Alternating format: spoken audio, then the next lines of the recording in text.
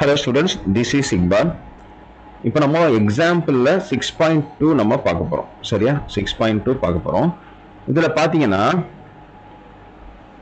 இங்கே ஒரு விஷயம், முக்கியமான விஷயம் என்னன்னா, இங்கே find the path traced by the point கொடுத்துட்டாங்க. ஓகே, இந்த டி, இங்கே சிடி கமா சி பை டியில் இந்த t is not equal to 0 is the parameter அப்படின்னு கொடுத்துருக்காங்களா?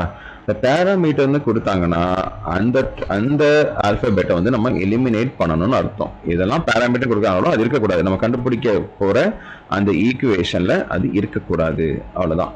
கான்ஸ்டன்ட் இருக்கணும். சரியா? சி இஸ் ஏ கான்ஸ்டன்ட் இருக்காங்க, அது இருக்கும்.